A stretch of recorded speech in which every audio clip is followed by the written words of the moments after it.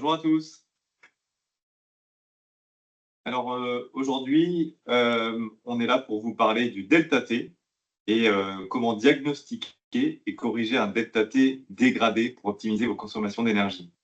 Donc pour information, je suis Antoine Jauvert, formateur chez IMI et je suis accompagné de Brice Ducly, donc responsable technique. Et bonjour à tous. Et nous allons vous décrire les problèmes liés au delta T et comment les résoudre.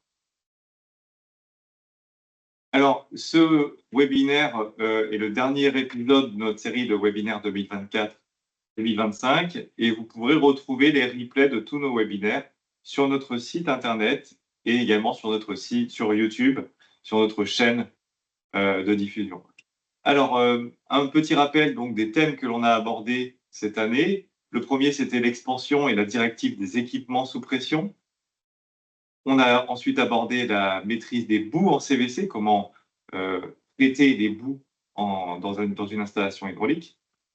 Puis on a parcouru l'audit hydraulique en résidentiel collectif, donc à travers la régulation, l'équilibrage et l'audit des chaufferies. Et aujourd'hui, donc, nous allons parler du delta T de façon plus générale sur une installation. Chez EMI, pour rappel, nous vous proposons des solutions innovantes au service de l'ingénierie hydraulique dans 3 domaines d'expertise. Le premier, c'est le maintien de la pression et de la qualité d'eau. Donc à travers notre gamme Pneumatex. Deuxième domaine, l'équilibrage et la régulation hydraulique à travers notre gamme TA. Et enfin, la régulation thermostatique, donc à travers notre marque Emeyer. On va retrouver des vannes de régulation, des vannes d'équilibrage, des robinets thermostatiques, des thermostats, et puis également des maintiens de pression et des vases d'expansion parmi ces 3 gammes. Au sommaire du jour, on va dans un premier temps définir ce que c'est qu'un delta T, comment identifier les symptômes d'un delta T faible, comment les diagnostiquer, comprendre les causes de ce delta T dégradé, et enfin les solutions, le traitement qui va nous permettre de rétablir le bon fonctionnement de notre installation.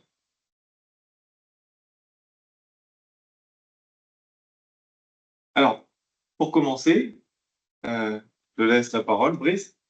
Alors c'est vrai qu'on parle souvent de delta, la lettre grecque, c'est celle qu'on utilise le plus dans notre profession.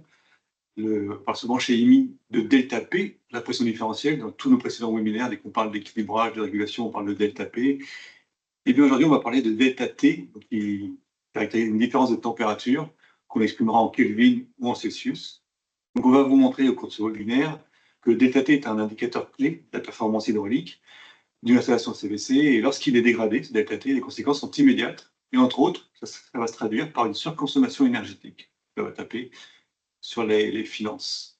Et le delta T, en dehors de nous faire pratiquer le grec ancien, c'est une valeur indispensable parce qu'il permet de dimensionner, d'atteindre le débit. Vous allez voir avec Antoine à l'instant, grâce à une formule que tout le monde connaît. Et donc de dimensionner les tubes, les vannes, les chaudières, tout ce qui a trait donc, au débit. Donc j'ai la parole à Antoine et une super vidéo. Oui. Donc, pour commencer, une petite vidéo d'introduction.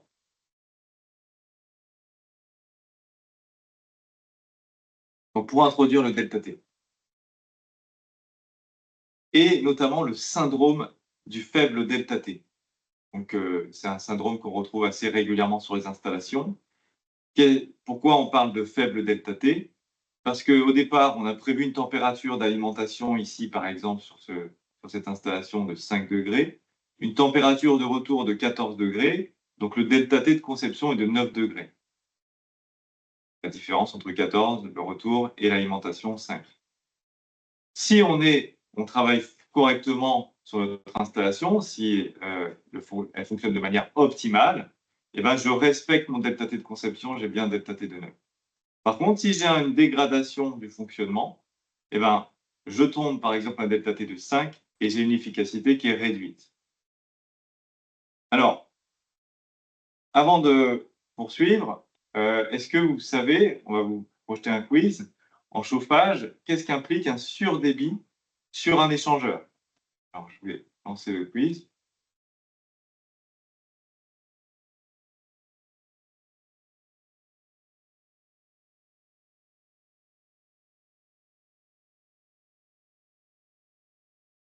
Donc en chauffage ou en refroidissement d'ailleurs, un surdébit dans un échangeur entraîne une hausse ou une baisse du ΔT.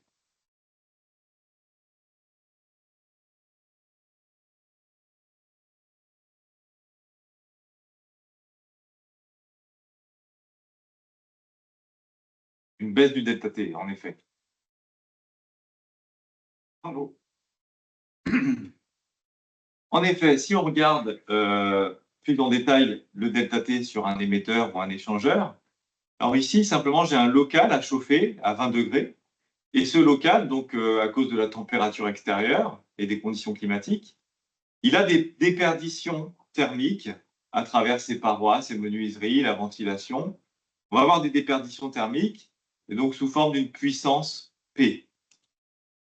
Pour compenser ces pertes thermiques, on va devoir fournir une puissance, donc cette fois de chauffe, on va fournir des calories au local afin de pouvoir le maintenir à une température de 20 degrés.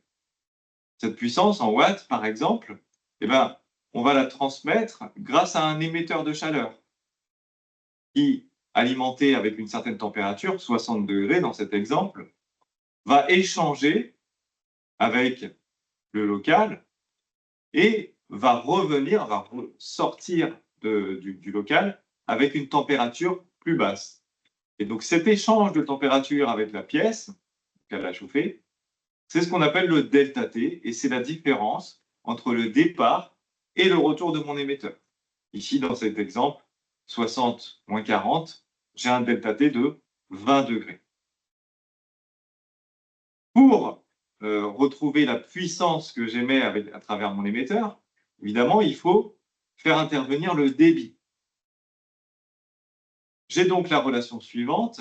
Je fournis un débit Q avec un ΔT de 20 degrés ici, multiplié par un coefficient 0,86, donc c'est une constante qui en fait reflète les caractéristiques physiques de l'eau pour une température variant entre 4 et 100 degrés. Donc c'est une constante moyenne qui permet de simplifier la relation entre débit, ΔT et puissance. Donc j'ai la relation puissance égale débit fois ΔT fois 0,86. Si on tourne un petit peu à l'envers cette équation, donc j'ai ΔT qui est égal à la puissance divisée par le débit fois 0,86, ma constante pour l'eau. Et on constate, donc par exemple, si j'augmente le débit sur un émetteur, si j'ai un surdébit sur un émetteur ou un échangeur, hein, tout élément qui va échanger de la chaleur avec un local ou avec un réseau hydraulique, eh ben, je vais avoir une baisse du ΔT. Automatiquement, une augmentation du débit va entraîner une baisse du ΔT. Donc voilà, ça répond à notre question précédente. Un surdébit entraîne une baisse du ΔT. Peut-être Brice. Oui, parce que la première question qu'on va se poser, c'est comment on choisit ce fameux ΔT. Ce choix de ΔT, il peut être influencé par plusieurs paramètres. Par exemple, le générateur. Si j'ai une chaudière, qu'elle soit, le ΔT variera entre 15 et 20 degrés. Ça, c'est les données fabricants qu'il faudra essayer de suivre pour faire fonctionner au mieux son appareil. De même, pour une pompe à chaleur ou un groupe froid, on aura un ΔT qui va varier entre 5 et 7 degrés. Donc, c'est le premier critère qui va nous faire choisir le bon ΔT. Après, l'émetteur lui-même influence le choix du bon ΔT. Par exemple, si j'ai un plancher chauffant, pour avoir une température homogène sur la dalle, puisqu'il n'est pas question d'avoir 30 degrés dans un coin de la pièce et 15 degrés dans l'autre au niveau du sol, moi je veux dire un ΔT plutôt faible pour avoir une répartition plutôt homogène de la température de la dalle, qui se transforme du coup en radiateur. Donc là, l'émetteur va influencer le choix du bon ΔT. L'application aussi influence le choix du ΔT. Donc par exemple, en chauffage urbain, on a l'habitude de prendre un grand ΔT, qui varie entre 30 et 50 degrés. Et ce choix du ΔT, il a une importance, comme par exemple, un grand ΔT, ça implique une température de retour plus basse. Je monte la température d'alimentation, plus je retire de température, plus le retour sera bas. Donc globalement, mes tubes qui vont parcourir de longues distances seront globalement plus froids, donc seront moins sujets à la déperdition. Moins il y a une différence entre l'ambiance et le fluide, moins il y a de déperdition. Donc première chose, moins de perte thermique. Ensuite, plus le ΔT est grand, plus le débit est réduit. si on manipule la formule qu'on a vue tout à l'heure, si augmente le delta T, le débit est réduit, et donc il y aura moins de perte de charge. On l'avait vu lors de webinaire précédent, hein, il y a une relation qui lie la perte de charge au débit. Plus le débit est petit, plus les pertes de charge sont moindres, et donc moins la HMT est importante. Et la HMT, c'est une caractéristique importante des pompes. Et enfin, si je réduis le débit, je réduis aussi le diamètre des canalisations, et donc je réduis leur coût, simplement. Donc voilà, donc la delta T élevé en chauffage urbain est important pour tous ces points. Donc pour finir, le delta T il est propre à chaque bâtiment. En principe, on devrait réfléchir au delta T de chaque bâtiment en fonction du mix. Si j'ai beaucoup de planchers, beaucoup de radiateurs, si je suis monté par un chauffage urbain. Donc le delta T, c'est une valeur qui est propre à chaque bâtiment, et c'est pas une valeur magique, comme l'appelait Robert Petitjean dans son dernier livre, lié à l'hydraulique. C'est une valeur qui peut même évoluer au fil du temps en fonction de l'application, l'utilisation du bâtiment. Donc maintenant, on va parler du symptôme. Les symptômes, c'est du delta T faible. Le delta T faible, c'est un peu comme une fièvre énergétique, hein. On a pris une analogie avec la démarche médicale, parce qu'on parle de syndrome. Donc autant trouver les symptômes, diagnostiquer et résoudre le problème avec un traitement adéquat. Je passe la parole à Antoine.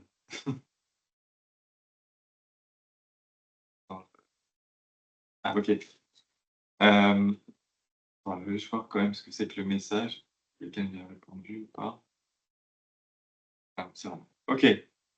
Alors, oui, pour revenir sur le delta T et faire le lien avec la température de retour, si on prend une température de départ constante, eh ben, automatiquement, une dégradation du delta T, donc une diminution en fait du delta T, va entraîner en chauffage une augmentation de la température de retour. En effet, si je diminue mon delta T, j'ai une température de départ qui est constante, on l'a dit, et ma température de retour automatiquement va augmenter. En froid, c'est l'inverse, puisque cette fois en froid, le delta T, c'est température de retour moins température de départ, et donc une diminution du delta T va entraîner, à température de départ égale, une température de retour inférieure. Alors, pourquoi on fait le lien avec la température de retour? Parce que c'est important, en fait, cette température de retour, elle va avoir un impact sur le rendement et les consommations de mon réseau hydraulique.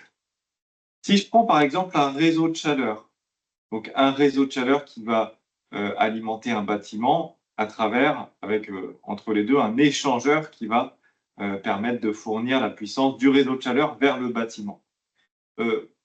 Donc, ici, j'ai un bâtiment secondaire équipé par exemple de radiateurs qui va fonctionner à un delta T de 20, et mon réseau de chaleur, lui, fonctionne avec un delta T de 30. Brice en a expliqué les raisons.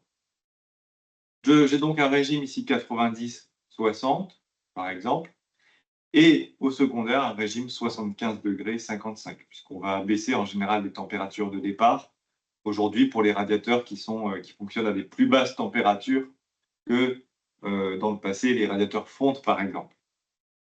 Alors là, tout fonctionne parfaitement hein, dans les conditions de conception. Maintenant, si à un moment donné, dans les conditions nominales, j'ai une dégradation, une diminution de mon delta T, et on verra les causes qui peuvent le provoquer ensuite. Par exemple, une température de retour qui augmente à 60 degrés, donc cette fois un delta T qui n'est plus de 20, mais de 15 degrés, ce retour plus chaud va entraîner une hausse de la température de retour également sur mon réseau de chaleur. Globalement, mon échangeur va monter en température. Et ce phénomène, il va entraîner une dégradation du rendement de ma production sur le réseau de chaleur et des pertes thermiques plus élevées. Donc, si on prend en compte les déperditions thermiques du réseau de chaleur, étant donné qu'on a des longueurs de réseau de canalisation qui sont assez grandes, on va avoir des déperditions beaucoup plus élevées si on augmente la température de retour. Également, par exemple, sur mon réseau de chaleur, si je veux faire de la récupération de chaleur, donc récupérer de la chaleur fatale non utilisée de certains process, par exemple, je vais faciliter cette récupération de chaleur si mes retours, les retours de mon réseau, sont plus bas. Voilà.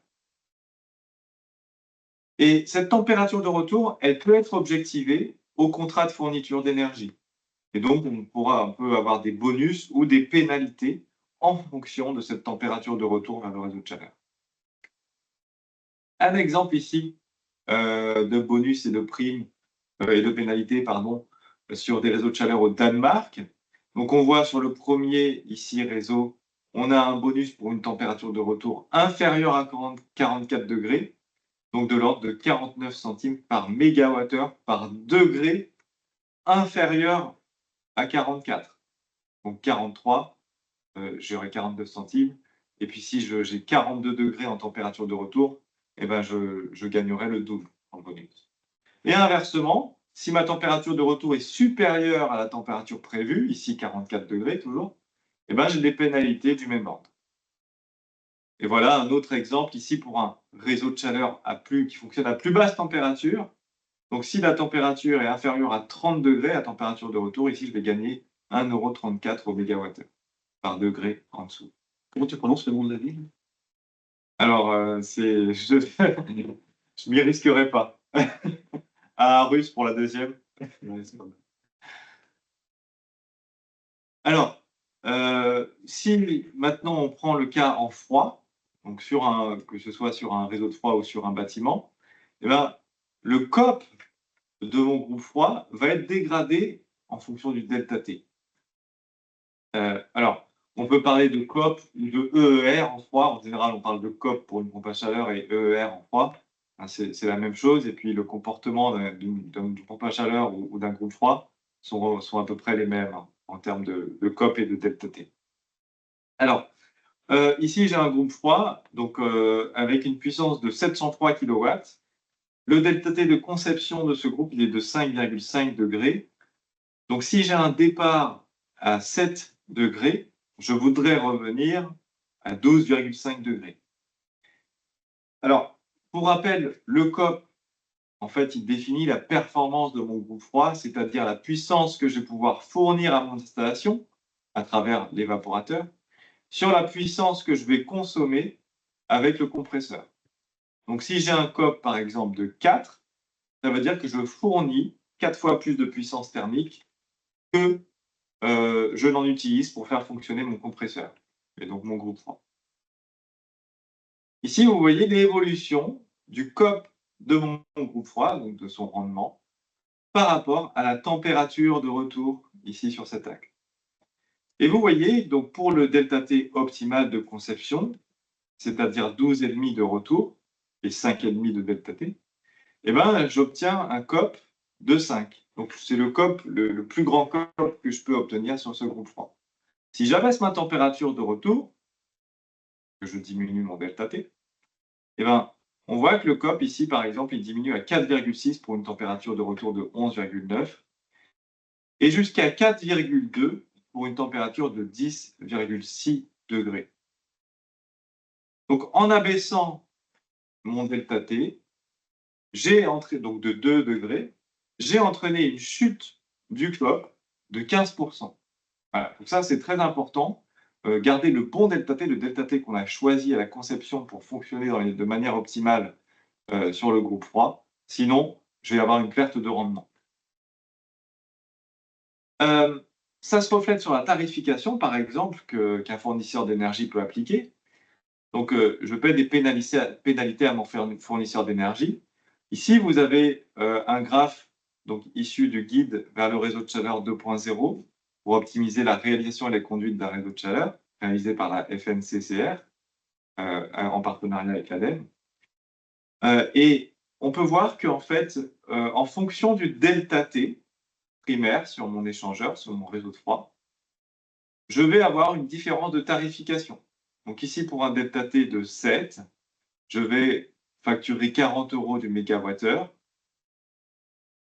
Et si j'abaisse mon delta T, par exemple, à 3, eh ben, je vais avoir une facturation, cette fois, de 60 € du mégawattheure. Ça a un impact financier sur la facture, et puis sur le rendement et le fonctionnement global du réseau. Alors, bon, sortons un peu du réseau de chaleur et du réseau de froid. Prenons un bâtiment résidentiel, par exemple, équipé d'une chaudière à condensation. Est-ce que vous savez quelle est l'augmentation du rendement que je peux atteindre en optimisant ma température de retour? Je vous lance le quiz.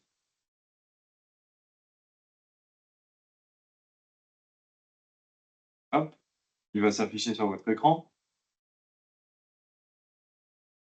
Donc, quelle augmentation de rendement puis-je atteindre sur une chaudière à condensation en optimisant ma température de retour?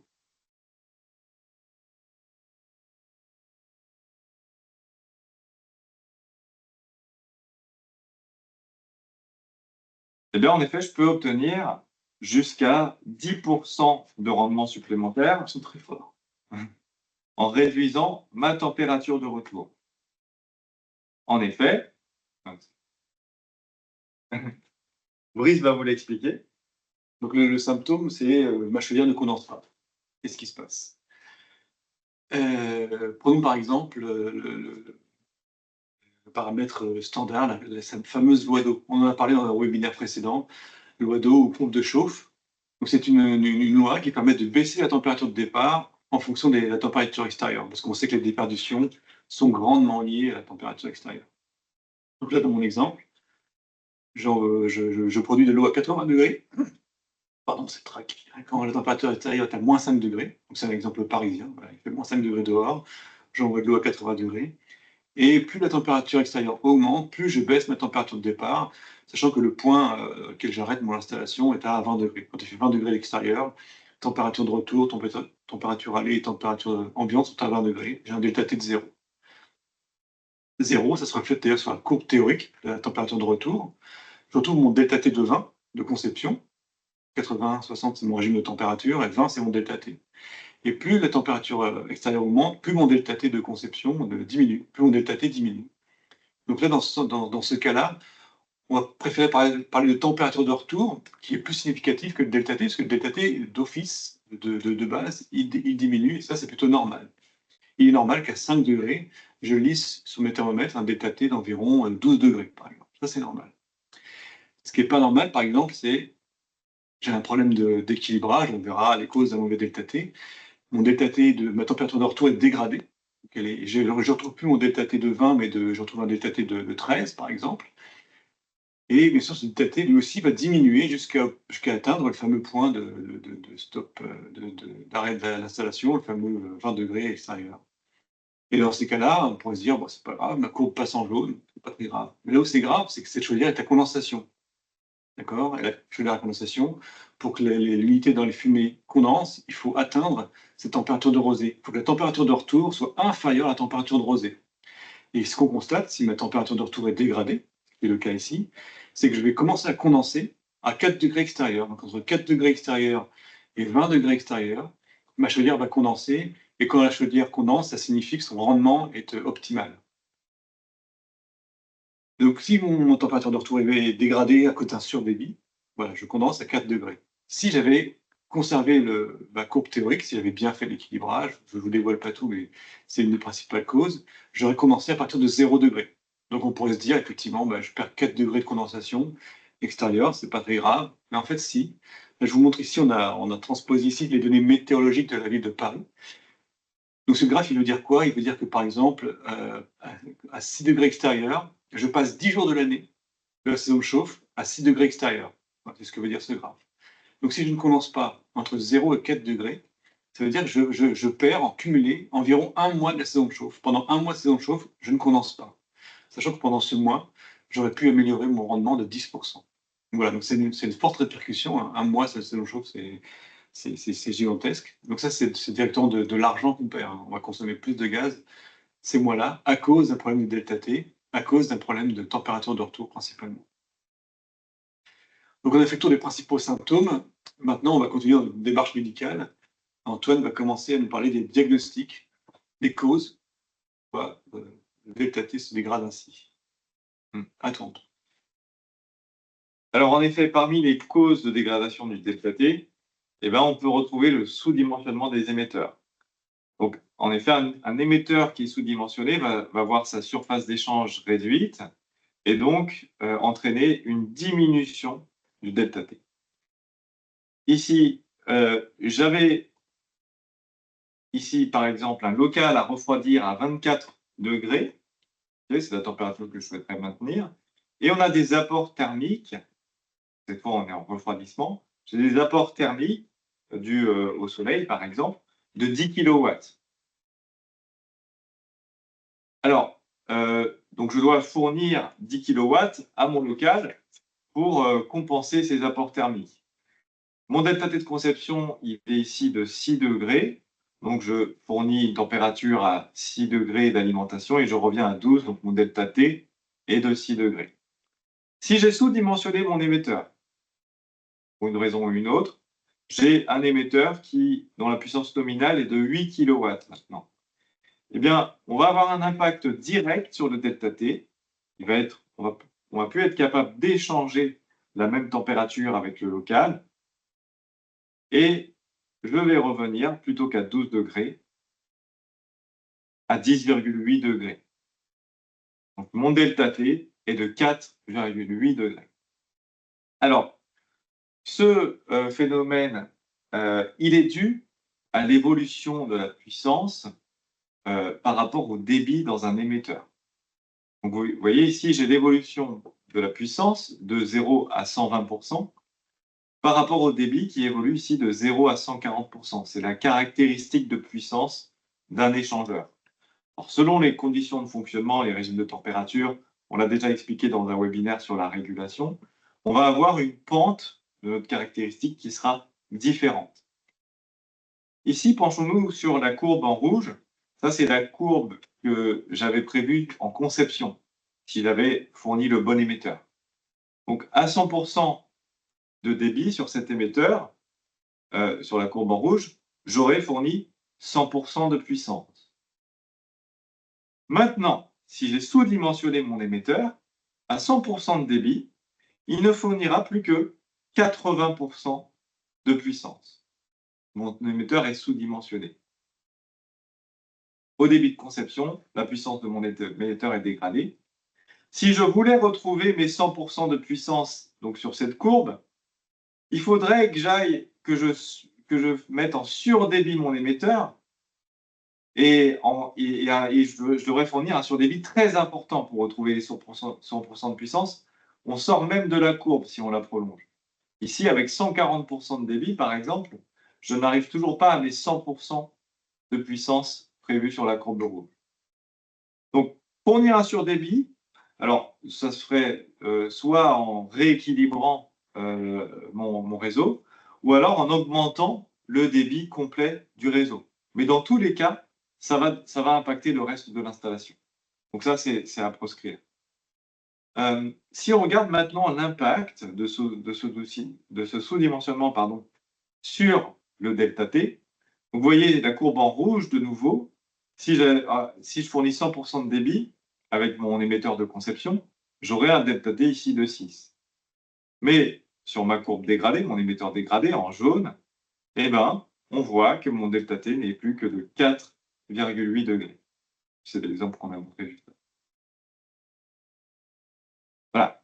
Donc ça, c'est dû à la réduction de surface de mon échangeur, batterie ou émetteur. Cette réduction de surface, elle peut avoir lieu simplement parce que j'ai mal choisi mon émetteur, batterie sous-dimensionnée, ou alors c'est parce qu'elle est encrassée. Donc si j'ai une couche qui recouvre une couche un encrassement qui se fait sur la surface de mon émetteur, eh ben, je vais perdre une partie de ma puissance, donc de ma surface de chauffe.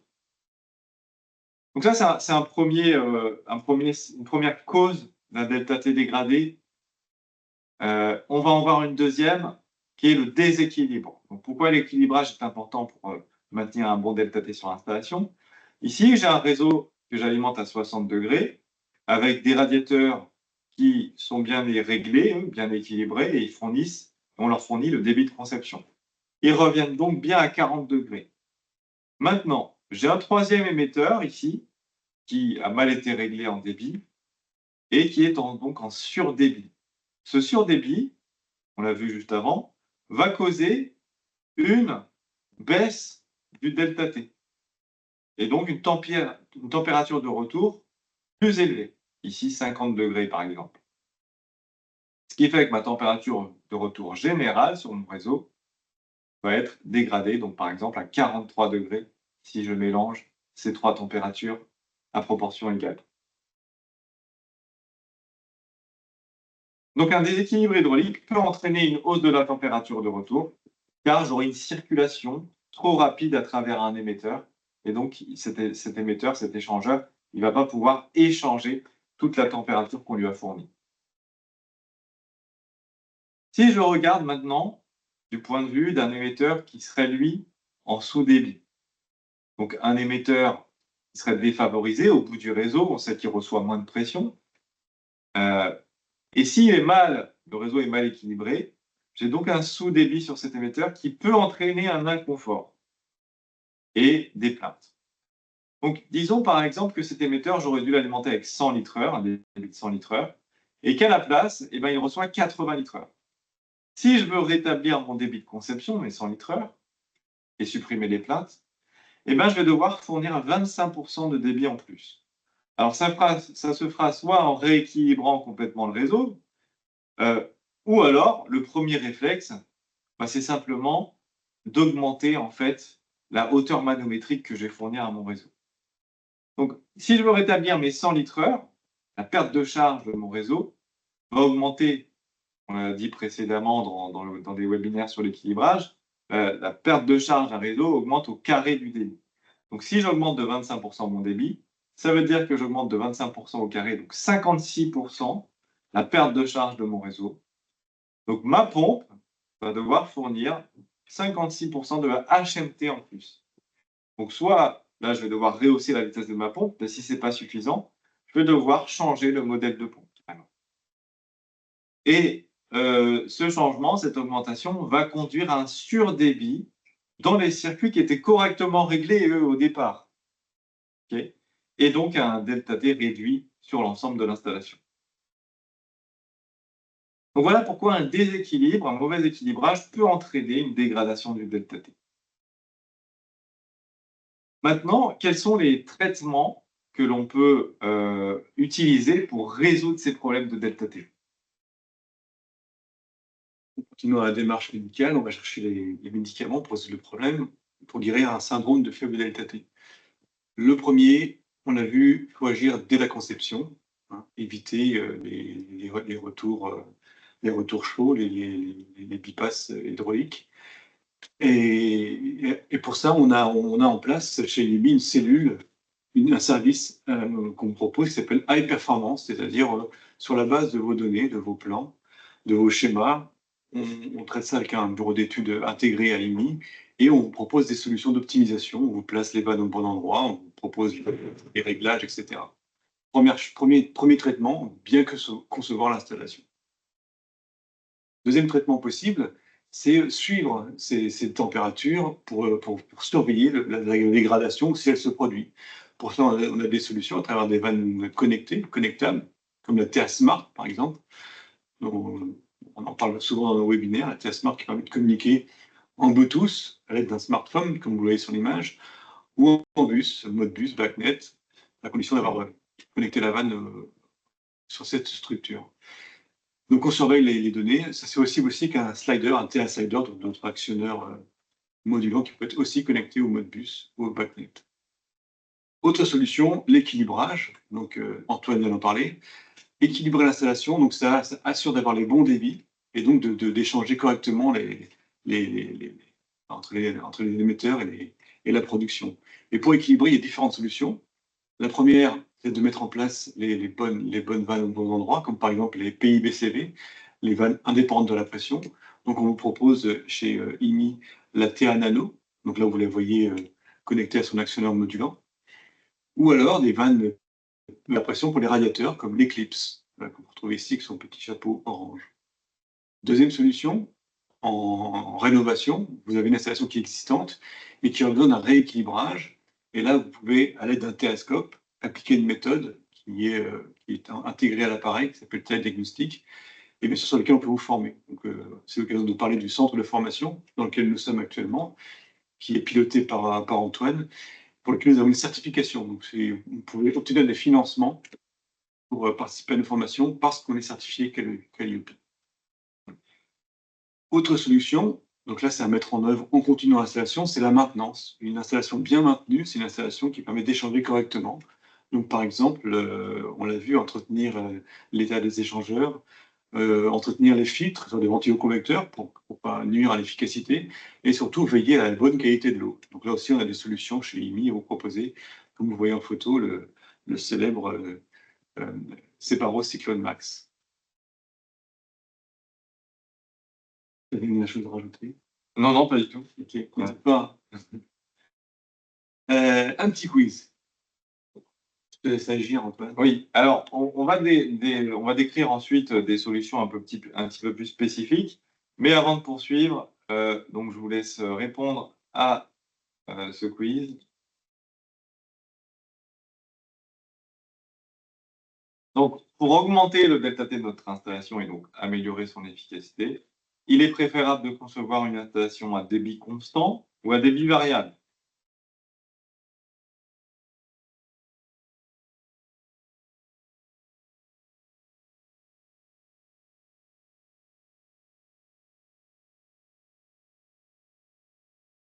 C'est très fort. À débit variable.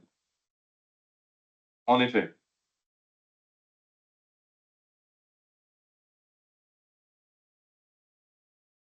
En effet, si on regarde une installation à débit constant, donc par exemple ici, j'ai une installation qui est alimentée par une température à 75 degrés, et donc c'est la température que je souhaite sur mon émetteur, et je vais réguler donc le débit sur mon émetteur, sur ma batterie ici, afin de réduire sa puissance. Enfin, je vais réguler sa puissance à partir du débit et je vais lui fournir une température constante.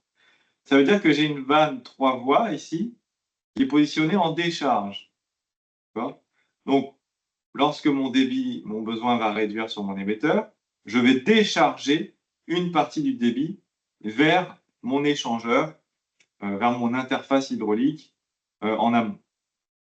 Le problème de cette décharge, c'est qu'elle va créer une augmentation de la température de retour, puisque je vais retourner directement du 75 degrés dans mon retour, et donc je vais augmenter à 60 degrés, par exemple, ma température de retour, voire plus si on bypasse complètement les 75 degrés vers le retour.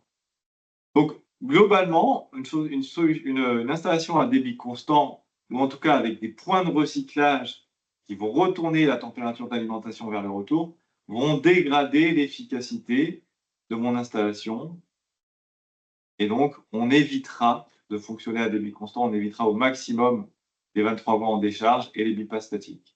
Alors, certains diront que cette 23 voies en décharge, elle ne devrait pas être positionnée ici, mais plutôt sur le retour.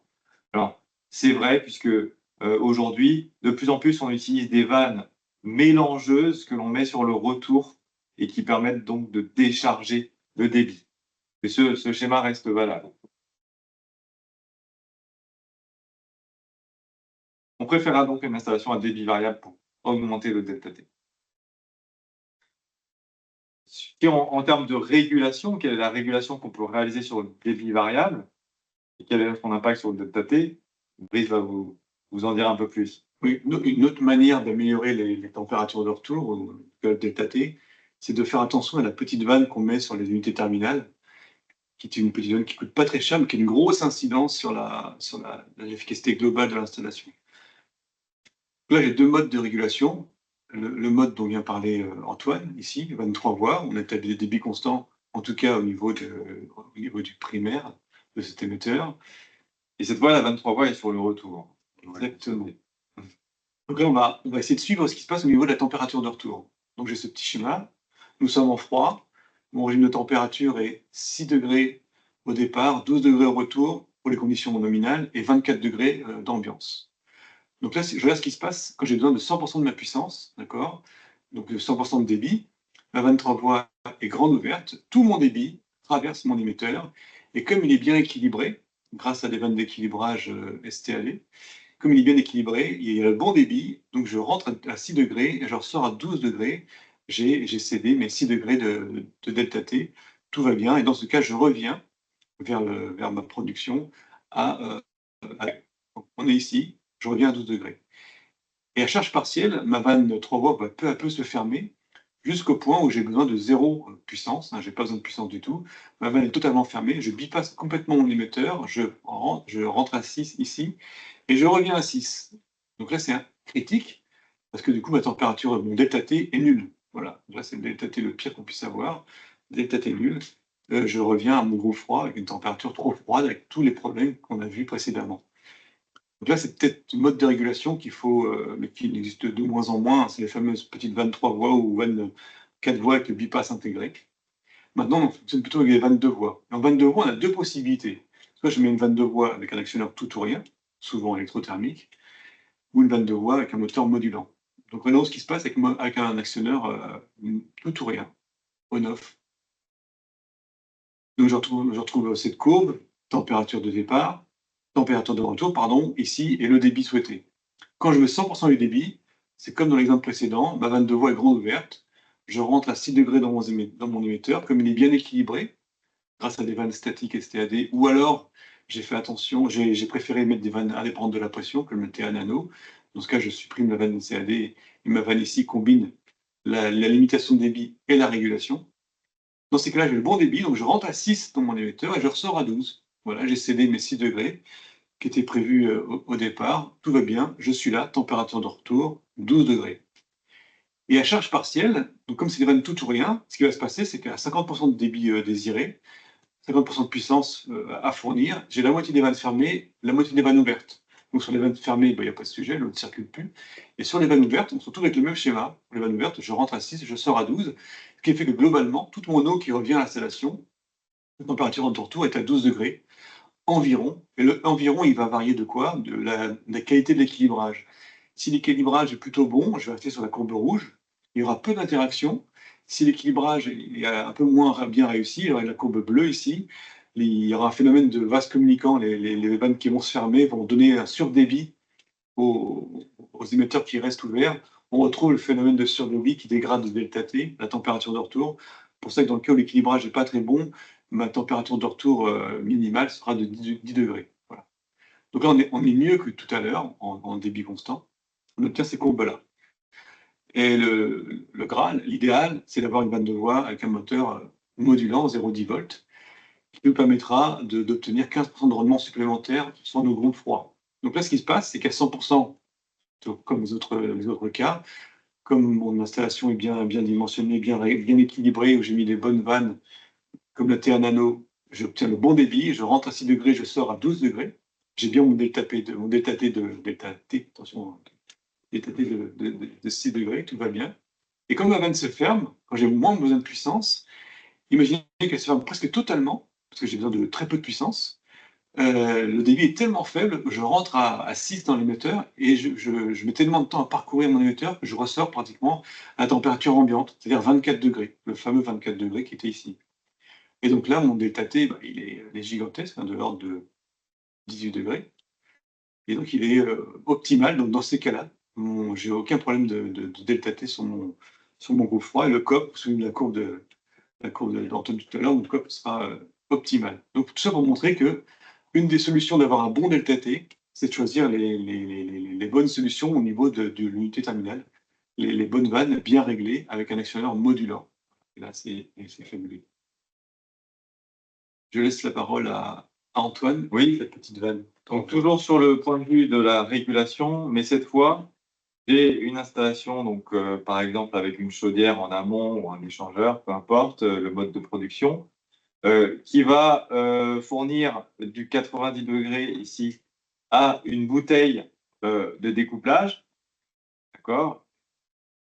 Et derrière ma bouteille, je vais avoir une 23 voies en mélange cette fois, qui va piloter la température d'alimentation de mes émetteurs.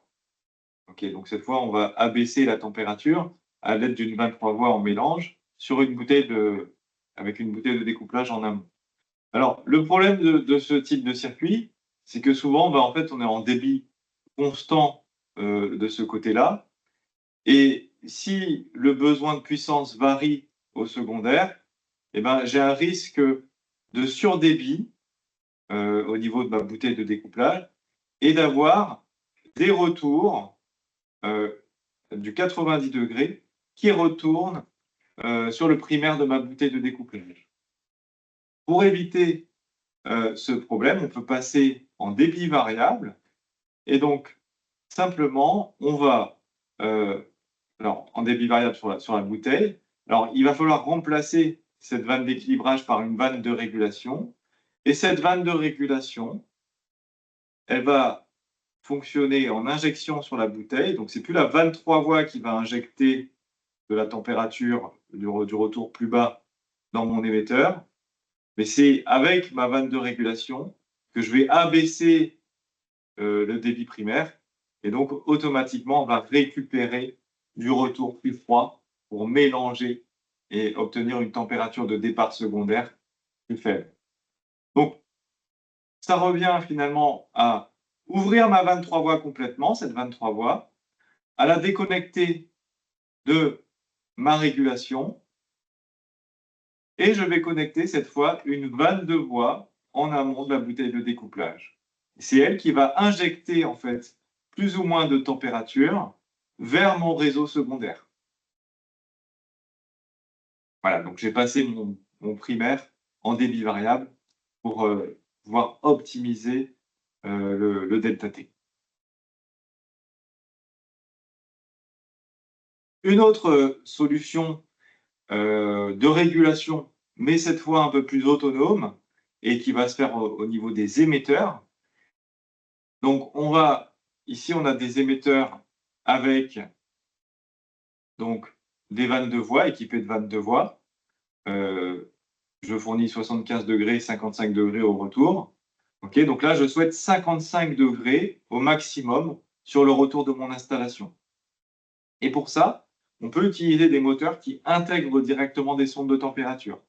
Donc dans notre gamme, on a le slider T, qui peut s'équiper sur n'importe quel type de vanne de voie. Et donc, je vais apposer ma sonde de température soit sur la tuyauterie, sous forme de sonde de contact, ou alors directement dans la prise de pression de ma vanne de voie, si elle en est équipée. Et donc, on va mesurer en continu la température de retour et on va lui assigner une consigne maximum de 55 degrés.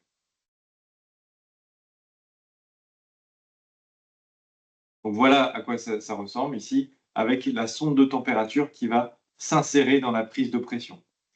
Donc, cette régulation, elle se fait de façon autonome et sans action externe d'un régulateur. Donc on pourrait transformer une TBVC, par exemple, en vanne. Donc ça pourrait, ouais, voilà, tout à fait, ça pourrait être n'importe quelle vanne de régulation. Donc une TBVC, par exemple, en équilibrage statique chez nous, ou alors une Compact P ou modulator ou TA Nano, donc sur l'équilibrage dynamique.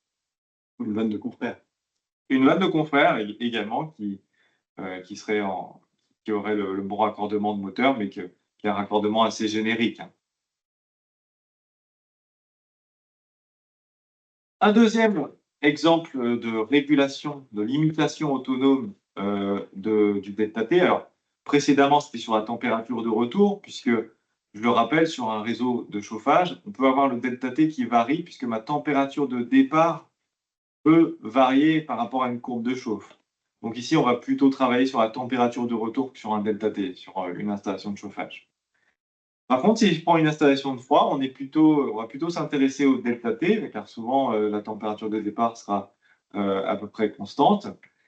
Et pour améliorer, pour éviter de revenir trop chaud, de dégrader mon delta T, je peux utiliser une vanne équipée de sondes de température et d'un débitmètre, donc la TA Smart, qui va mesurer et suivre en permanence les valeurs de delta T, de débit et de puissance fournies à mon circuit.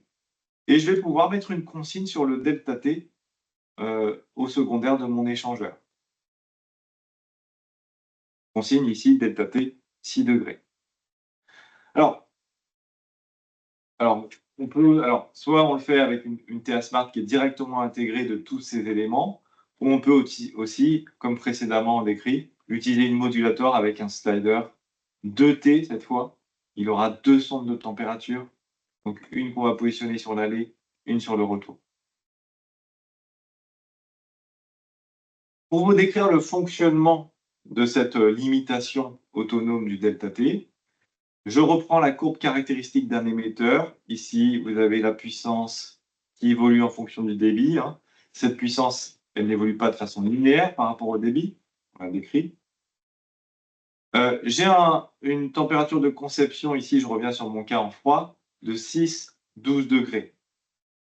Si j'ai un surdébit, par exemple, qui peut causer un delta T dégradé, un surdébit dans mon émetteur de 140%, 140%, je suis tout en haut de la courbe ici, et si je projette ça sur la puissance, ben ça me fait que 110% de puissance. J'ai une surpuissance de 10% sur mon échangeur.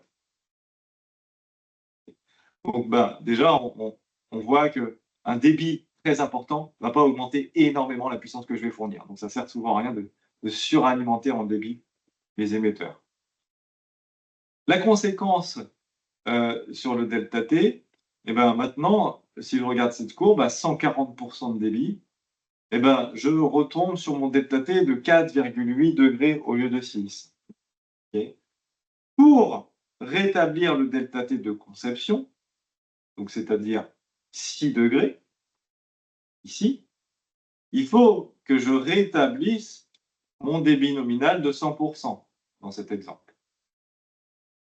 Pour ça, donc, ma vanne de régulation, elle va me monitorer le delta T, et s'il est trop réduit, il est trop bas, et ben, elle va diminuer progressivement son débit pour rétablir le delta T d'origine à 6 degrés.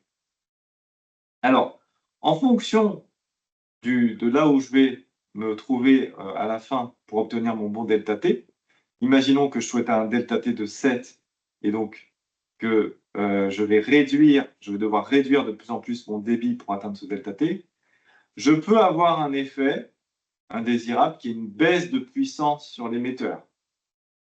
Okay.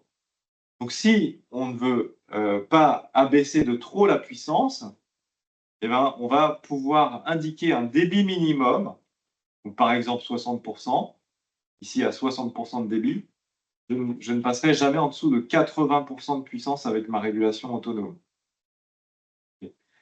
Donc, on peut mettre des protections. On sait que corriger un delta T, ça va affecter ma puissance, mais je peux limiter cet impact sur la puissance en assignant un débit minimal.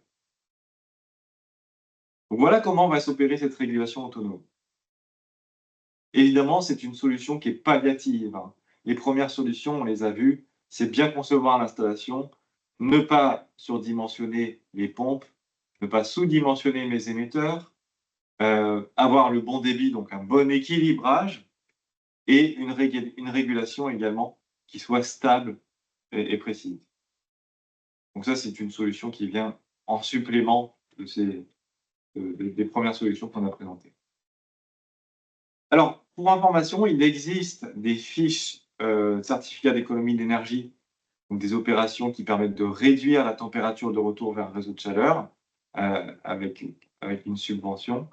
Les opérations qui sont décrites dans cette fiche sont la suppression de l'ensemble des points de recyclage dans la sous-station, et puis également la réalisation de l'équilibrage des sous-stations ou des bâtiments issus des sous-stations. Il existe une fiche tertiaire et une fiche en résidentiel. Pour conclure, donc, un delta T ou une température de retour dégradée sont souvent synonymes, vont avoir un impact sur l'efficacité énergétique d'une installation, notamment à travers le rendement et les déperditions.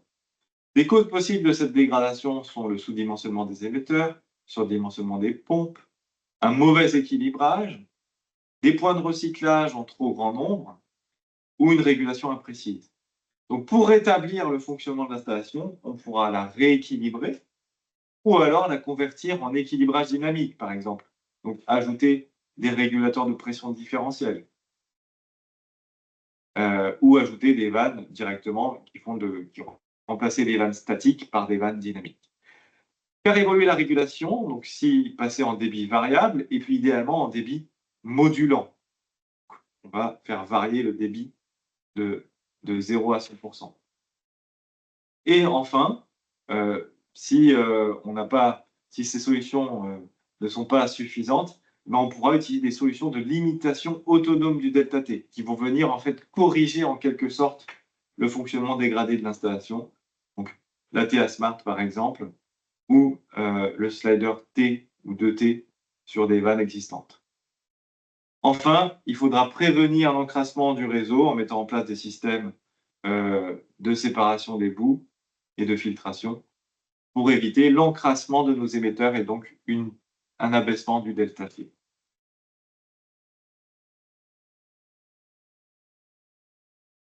Alors, on va consulter vos questions s'il y en a. Antoine, il y a Quentin Henry qui a levé la main. Oui. Pour le micro.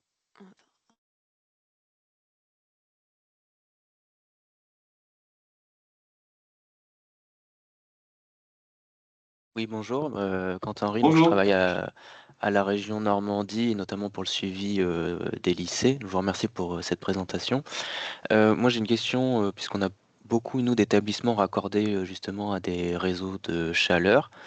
Et il y a une grande difficulté qu'on rencontre, c'est notamment quand on a le chauffage et le CS, et notamment en mi-saison, où c'est assez compliqué de réussir à assurer la production ECS, étant donné que on a de l'apport thermique et des températures extérieures qui augmentent. Et du coup, on se retrouve avec un delta T qui est parfois effectivement trop faible et qui vient en opposition avec ce que souhaite lui le réseau de chaleur. Voilà, donc je ne sais pas si c'est un problème que vous connaissez et s'il y a des solutions à cela. Ce que j'ai dit au tout début, hein, les bâtiments, chaque bâtiment a sa propre gestion de delta T. Et c'est vrai que l'existence de l'ECS impose des températures élevées et nuit effectivement à la facilité de stabiliser cette delta T. Alors, je ne sais pas si on peut répondre comme ça à cette question. Par contre, vas-y, c'était une idée, vas-y. Non. Mais moi, je pensais à notre cellule high performance. Ce qu'on peut faire, Quentin, c'est se mettre en relation et voir un peu vos schémas de principe, vos schémas d'installation, les soumettre à notre bureau d'études intégré et à nos propres experts pour voir ce qu'on pourrait améliorer à l'aide de matériel ou à l'aide de modifications de conception ou de paramétrage de régulation. C'est tout à fait possible. D'accord. En effet, le principe d'avoir différents régimes de température dans l'installation en fonction des besoins va souvent conduire à une dégradation du delta T. Et donc, il faut pouvoir optimiser ces aspects-là. Alors là, comme ça, on ne pourrait pas vous donner de solution miracle, à part éventuellement des solutions qui permettent de stabiliser le delta T, comme on l'a vu, et en régulation autonome. Mais bon, le mieux, c'est quand même qu'on se penche un petit peu peut-être sur un plan et qu'on vous donne nos conseils. D'accord, ok. Merci. Donc, vous pouvez nous envoyer vos éléments et on se penchera là-dessus. Merci, Quentin. Merci à vous.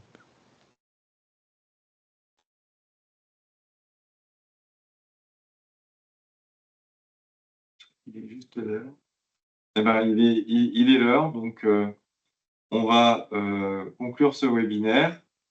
Et donc, il ne nous reste plus qu'à vous souhaiter donc, de bonnes fêtes de fin d'année. Voilà, un mot, Brice? Oui, préparer Noël correctement. Ou pas. En tout cas, n'oubliez pas que nous sommes présents pour vous solliciter, pour vous aider. N'hésitez pas à nous solliciter. Oui. On va envoyer le replay à ceux qui l'ont demandé, mais sachez qu'il sera disponible, bien sûr, sur notre site internet et sur notre chaîne YouTube. Et n'hésitez pas à solliciter également nos représentants locaux pour adapter la solution à votre installation. Tout à fait. Eh bien, bon appétit pour ceux qui ont faim. Merci. Bordeaux. Merci. Bonne journée. Au revoir.